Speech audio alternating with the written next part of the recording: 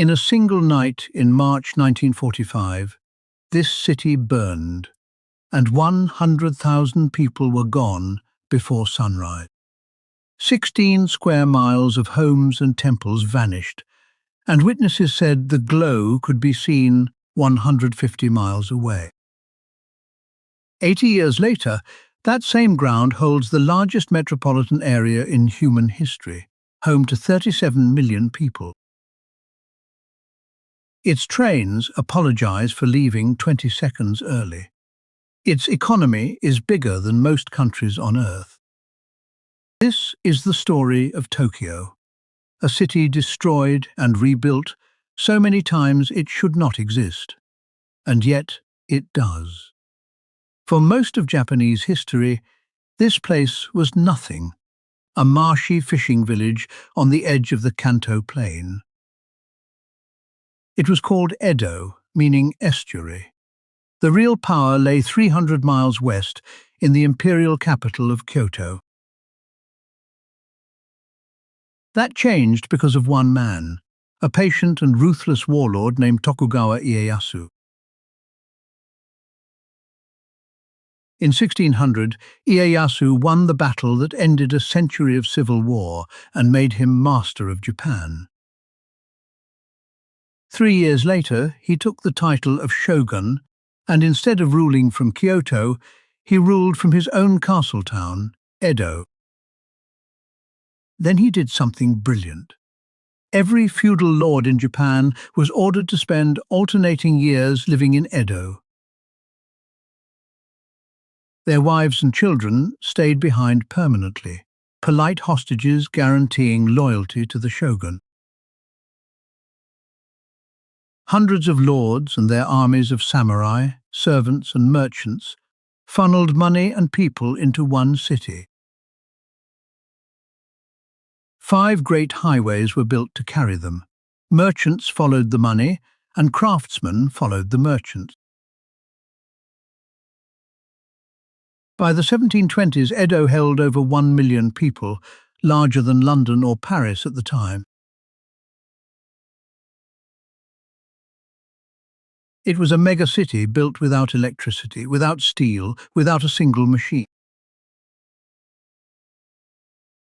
It had fire brigades, a booming publishing industry, restaurant culture, and some of the finest art the world had seen. Emiren. The emperor still sat in Kyoto, but everyone knew where Japan's heart actually beat. Then, in 1853, 4 American warships steamed into the bay and shattered 2 centuries of isolation. The shock brought down the shogunate within 15 years, and a teenage emperor took back power. In 1868, Emperor Meiji left Kyoto and moved into the shogun's old castle. Edo was renamed Tokyo, the eastern capital, and Japan began racing headlong into the modern world. What followed was one of the fastest transformations any society has ever attempted. Japan's first railway opened in 1872, running from Tokyo to the port of Yokohama. And brick buildings appeared. Within a generation, samurai became businessmen in waistcoats. But Tokyo's location has always come with a price. The city sits where great tectonic plates collide. At 2 minutes to noon on September 1st, 1923, the great Kanto earthquake struck. It hit just as charcoal stoves were lit for lunch, and the fires killed far more than the shaking. More than 100,000 people died, and nearly half the city was destroyed in the disaster. Tokyo rebuilt in 7 years. Remember that number. It is going to come up again. By the 1930s, Tokyo was the capital of an empire, and that empire dragged it into catastrophe. In the final year of the Second World War, American bombers subjected Tokyo to relentless destruction. The March firebombing killed more people in one night than either atomic bomb would months later. By the surrender in August 1945, half of Tokyo was rubble.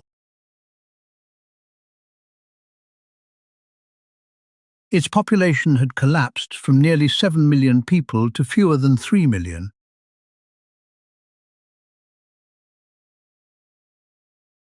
What happened next is why economists still write entire books about Japan. Fueled by reconstruction and a workforce with nowhere to go but up, Tokyo grew faster than any city in history. By 1962, it became the first city on Earth to pass 10 million people.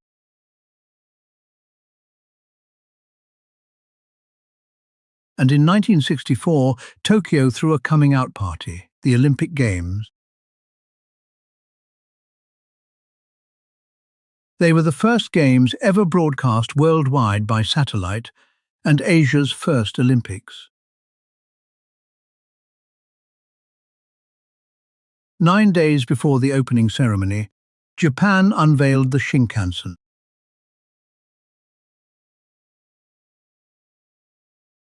It cut the journey to Osaka from nearly 7 hours to just 4.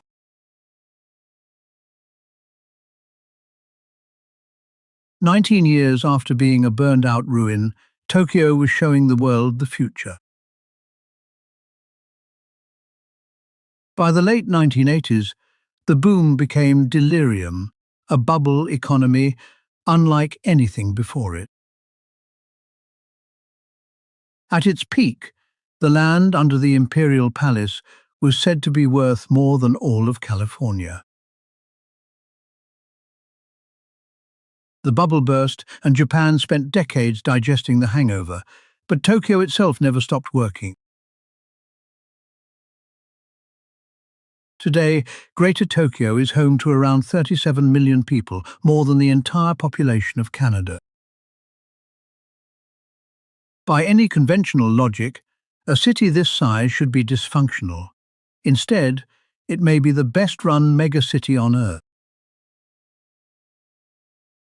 Its rail network moves tens of millions of passengers every day, with delays measured in seconds. Crime is so low that lost wallets routinely come back with the cash still inside. And despite its density, Tokyo kept housing attainable, because it simply never stopped building homes. Through it all, threads of old Edo survive in the modern city.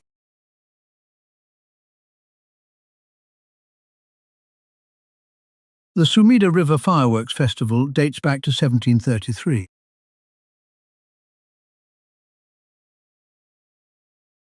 Sensoji Temple has stood, in one form or another, for nearly 1400 years. The city destroys and rebuilds itself constantly, but somehow never loses the plot.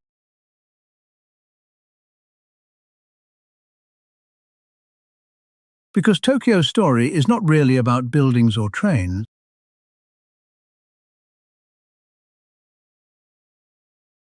It is about a stubborn idea that a city is not its structures, but its people. And people, given the chance, can rebuild anything.